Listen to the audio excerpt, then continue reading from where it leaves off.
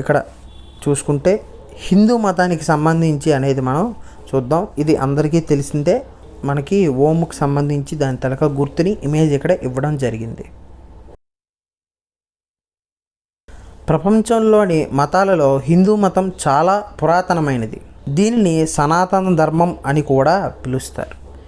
హిందూ అనే పదం సింధు అనే పదం నుంచి వచ్చింది. హిందూ మతం ఆధారపడే ప్రధాన అంశం విశ్వమానవ మూల సూత్రాలు.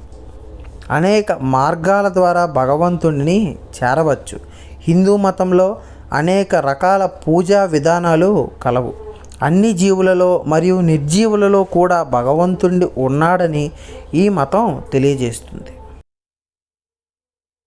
హిందువుల పవిత్ర మత గ్రంథాలు ఏవి అంటే వేదాలు, ఉపనిషత్తులు, రామాయణం, మహాభారతం మరియు భగవద్గీత మొదలైనవి మనకి హిందువుల యొక్క పవిత్ర గ్రంథాలు. హిందువులు ఆరాధించే దేవతలు విష్ణువు, శివుడు, ఆదిశక్తి, రాముడు మరియు కృష్ణుడు. ఇలా మనం దేవతలు అనేదాన్ని ఆరాధిస్తాం. హిందువులు జరుపుకునే పండుగలు సంక్రాంతి, దసరా, దీపావళి మొదలైన పండుగలు కూడా మనం ఎన్నో జరుపుకుంటాం. హిందువులు సందర్శించే దేవాలయాలు, అందులో కొన్ని మనం ఇక్కడ చూస్తే అమర్నాథ్, బద్రీనాథ్, వారణాసి, పూరి, సింహాచలం, శ్రీశైలం, భద్రాచలం, తిరుమల, కంచి, మదురై, శబరిమలై, రామేశ్వరం మొదలైనవన్నీ కూడా మనం సందర్శిస్తాం. సో ఈ చార్ట్లోకి వస్తే జైన మతం ఒక ప్రాచీన భారతీయ మతం. 24 మంది తీర్థంకరులు ఈ మతాన్ని బాగా ప్రాచుర్యంలోకి తెచ్చారు. జైన మతం మొదటి తీర్థంకరుడు ఋషభదేవుడు, చివరి తీర్థంకరుడు వర్ధమాన మహావీరుడు. జైనులకు ఆధ్యాత్మిక గురువులు తీర్థంకరులు. జైన అనే పదం జీనా అనే సంస్కృత పదం నుండి వచ్చింది. ఈ మతాన్ని అనుసరించే వారిని జైనులు అని అంటారు. ప్రసిద్ధి చెందిన జైన తీర్థంకరుడు వర్ధమాన మహావీరుడు. ఈయన ఆధ్యాత్మిక విషయాల కోసం తెలుసుకోవడానికి అన్నింటినీ వదిలి 12 సంవత్సరాలు సత్యాన్వేషణ కోసం కఠిన తపస్సు మరియు ధ్యానం చేశాడు. జననం BCE 599. జన్మస్థలం వైశాలి నగరం. తల్లిదండ్రులు సిద్ధార్థ, త్రిశాల. జీవిత భాగస్వామి యశోద. బిరుదులు మహావీర, జీనా. మరణం BCE 527. జైన మతం యొక్క ప్రధాన లక్ష్యం మోక్షం సాధించడం. కైవల్యం లేదా జీనను సాధించినప్పుడు ఆత్మ కర్మల నుండి విముక్తి పొందుతుంది. జైనమత సిద్ధాంతాలు పంచవ్రతాలు: అహింస నాన్ వైలెన్స్, సత్యం ట్రూత్ఫుల్నెస్, అస్థేయం నాన్ స్టీలింగ్, అపరిగ్రహం నాన్ పొసెసివ్నెస్, బ్రహ్మచర్యం సెంటర్డ్నెస్. ఈ 5వ దానిని బ్రహ్మచర్యమును మహావీరుడు చేర్చాడు. ఈ 5 సిద్ధాంతాలను పంచవ్రతాలను అంటాము. అనుసరించడాన్ని మహావీరుడు 3 మార్గాలను సూచించాడు.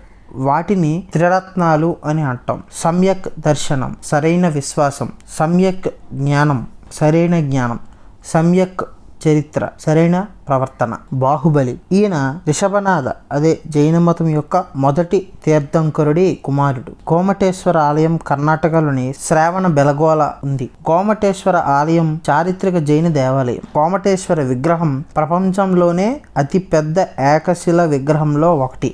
దీని ఎత్తు 57 అడుగులు. దీనిని బాహుబలి అని అంటారు. తర్వాత బౌద్ధ మత స్థాపకుడు గౌతమ బుద్ధుడు. అసలు పేరు సిద్ధార్థుడు. జననం BCE 563. జన్మస్థలం లుంబిని, నేపాల్లో ఉంది. తల్లిదండ్రులు సుధోధనుడు, మాయాదేవి. శుద్ధోధనుడు కపిలవస్తు అనే ప్రాంతాన్ని పరిపాలించే రాజు. జీవిత భాగస్వామి యశోధర. కుమారుడు రాహుల్. బిరుదులు గౌతముడు, బుద్ధుడు. జ్ఞానోదయం అయిన తర్వాత బుద్ధునిగా మారాడు. మరణం BCE 483. బుద్ధుని ప్రకారం జీవిత పరమార్థం మోక్షం సాధించటం. మోక్షాన్ని బలుల ద్వారా లేదా ప్రార్థన ద్వారా సాధించలేము. మధ్య మార్గం అష్టాంగ మార్గంను అనుసరించడం ద్వారా మోక్షం సాధించవచ్చని బుద్ధుడు తెలియజేశాడు. అహింసా సిద్ధాంతాలపై బౌద్ధ మతం ఆధారపడి ఉంది. బౌద్ధమత పవిత్ర గ్రంథాలు త్రిపీఠికాలు. ఇవి బుద్ధుని జీవితం, బోధనలు మరియు తాత్విక ఉపన్యాసాల సమూహం. గౌతమ బుద్ధుని బోధనలను ఆర్య సత్యాలు అని అంటారు. ఆర్య సత్యాలు: ప్రపంచం దుఃఖమయం, దుఃఖం కోరికల వల్ల కలుగుతుంది, కోరికలను త్యజించడం ద్వారా మోక్షం పొందవచ్చు. అష్టాంగ మార్గాన్ని పాటించడం ద్వారా మోక్షాన్ని సులభంగా పొందవచ్చు. అష్టాంగ మార్గాలు: సరైన దృష్టి, సత్యాన్ని తెలుసుకోవడం, సమ్యక్ దృష్టి, సరైన ఉద్దేశం, మనసును చెడు నుండి విడిపించడం, సమ్యక్ సంకల్ప, సరైన ప్రసంగం, ఇతరులను బాధ పెట్టేలా మాట్లాడకపోవడం, సమ్యక్ వాక్కు, సరైన క్రియ, ఇతరుల మంచి కోసం పనిచేయడం, సమ్యక్ కర్మ, సరైన జీవితం, జీవితాన్ని గౌరవించడం, సమ్యక్ జీవన, సరైన కృషి, చెడును ఎదిరించటం, సమ్యక్ సాధన, సరైన ఏకాగ్రత, ధ్యానం సాధన చేయటం, సమ్యక్ సమాధి, సరైన బుద్ధి, ఆలోచనలను నియంత్రించడం, సమ్యక్ స్మృతి. ఇవి అష్టాంగ మార్గాలంటే. ధర్మచక్రంలోని 8 ఆకులు అష్టాంగ మార్గానికి ప్రతీకలు. సాంచి స్తూపం, ఇది గొప్ప బౌద్ధ స్మారక కట్టడాలలో ఒకటి. ఇది భారతదేశంలోని మధ్యప్రదేశ్ రాష్ట్రంలోని రైసెన్ జిల్లాలోని సాంచి పట్టణంలో కొండపై ఉన్న గొప్ప స్తూపానికి ప్రసిద్ధి చెందింది. దీని కేంద్రకం బుద్ధుని అవశేషాలపై నిర్మించిన సాధారణ అర్ధగోళాకార ఇటుక నిర్మాణం. ఇది బౌద్ధ కళ మరియు నిర్మాణ శైలిని తెలియజేస్తుంది. ఇది భారతదేశంలో గల పురాతన రాతి నిర్మాణాలలో ఒకటి. దీనిని క్రీస్తు పూర్వం 3వ శతాబ్దంలో అశోక చక్రవర్తి నిర్మించాడు. ఇది మధ్య భారతదేశంలో సంరక్షించబడిన పురాతన స్తూపాలలో ఒకటిగా పరిగణించబడుతుంది. తర్వాత క్రైస్తవ మతం. క్రైస్తవ మతం ప్రపంచవ్యాప్తంగా విస్తృతంగా ఆచరింపబడే మతం. క్రైస్తవుల పవిత్ర గ్రంథం బైబిల్. క్రైస్తవుల మత సిద్ధాంతం: మానవులందరూ దేవుని పిల్లలు, పాపాలు చేయకుండా పవిత్రమైన జీవితాన్ని గడపండి, నిన్ను నువ్వు ప్రేమించుకున్నట్లు నీ పొరుగువారిని కూడా ప్రేమించు, ఒక చెంపపై కొట్టినప్పుడు మరొక చెంప చూపించు, మానవ సేవ మాధవ సేవ. క్రైస్తవ మతం యొక్క చిహ్నం ఇక్కడ డిస్ప్లే చేయడం జరిగింది. ప్రపంచంలోని ప్రసిద్ధ church Roman Catholic church. Roman Catholic church అధిపతి పోప్. ఈ చర్చ్ వాటికన్ నగరంలో ఉంది. వాటికన్ నగరం ప్రపంచంలో అతి చిన్న దేశం. తర్వాత ఇస్లాం మతం. మహమ్మద్ ప్రవక్తను అల్లా యొక్క దూతగా భావిస్తారు. మహమ్మద్ ప్రవక్త మానవులందరూ సోదరులని బోధించాడు. సమస్త మానవాళికి ప్రేమ యొక్క ప్రాముఖ్యతను తెలియజెప్పాడు. మహమ్మద్ ప్రవక్త దేవుడు ఒక్కడే అని బోధించాడు. మహమ్మద్ ప్రవక్త బోధనలు: మానవులందరూ అల్లాచే సృష్టించబడ్డారు, మానవులందరూ దేవుని ముందు సమానం, దేవునికి ఆకారం లేదు కాబట్టి విగ్రహారాధన సరి అయినది కాదు, ప్రతి ముస్లిం దేవుని సేవకునిగా మారి నిజాయితీగా ఉండాలి. ముస్లింల పవిత్ర గ్రంథం ఖురాన్. అల్లా యొక్క బోధనలు ఖురాన్ అనే పుస్తకంలో రాయబడ్డాయి. మక్కా మసీదు సౌదీ అరేబియాలో ఉన్నది. ముస్లింలకు పవిత్రమైన నగరం. మక్కా మసీదులో ఉన్న భవనం పేరు కాబా. ప్రతి ముస్లిం తమ జీవిత కాలంలో ఒక్కసారైనా హజ్ తీర్థయాత్రకు మక్కాకు వెళ్ళాలనుకుంటారు. తర్వాత సిక్కు మతం. సిక్కు మతం స్థాపకుడు గురునానక్. సిక్ అనేది ఒక విశ్వాసం. సిక్కు అనే పదానికి అర్థం విద్యార్థి లేదా శిష్యుడు. ఈ మతం అనుచరులను సిక్కులు అని అంటారు. సిక్కులలో మొత్తం 10 మంది గురువులు ఉన్నారు. మొదటి గురువు గురునానక్, 10వ గురువు గురు గోవింద్ సింగ్. సిక్కుల ఆలయం గురుద్వారా. సిక్కుల పవిత్ర గ్రంథం గురు గ్రంథ్ సాహిబ్.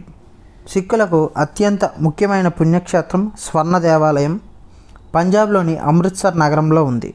సిక్కు మత చిహ్నం ఇక్కడ డిస్ప్లే చేయడం జరిగింది. సో ఈ చార్ట్లో చూస్తే భారతదేశంలో పై మతాలతో పాటు పార్సీ వంటి అనేక ఇతర మత అనుచరులు కూడా ఉన్నారు.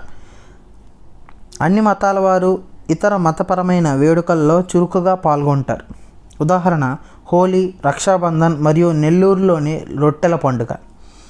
ప్రాథమికంగా అన్ని మతాలు సమానమని, చివరికి దేవుని సన్నిధికి దారితీస్తాయనే వాస్తవాన్ని అంగీకరిస్తున్నారు. భిన్నత్వంలో ఏకత్వం. విభిన్న సంస్కృతులు మరియు మతాలు ఉన్న ప్రజలలో ఐక్యతను సూచించే భావననే భిన్నత్వంలో ఏకత్వం అని అంటారు. భారతదేశంలో అనేక వైవిధ్యాలతో కూడిన ప్రాంతం, మతం, భాష, సంస్కృతి, జీవనశైలి, వేషధారణ, దేవునిపై విశ్వాసం, ఆరాధనా విధానాలు, ఆహారపు అలవాట్లు వంటి వాటిలో కూడా వైవిధ్యత కనిపిస్తుంది. ప్రజలు Holi, Deepavali, Ramzan, Christmas, good Friday Mahavir Jayanti, Buddha Jayanti వంటి పండుగలను ఇతర మతస్థులకు ఇబ్బంది పెట్టకుండా చాలా ప్రశాంతంగా జరుపుకుంటారు. ఇది భారతదేశం యొక్క అత్యున్నత సాంస్కృతిక లక్షణం. సో ఇది వచ్చేటప్పటికి భారతీయ సంస్కృతి మరియు భాషలు మరియు మతాలు అనే టాపిక్.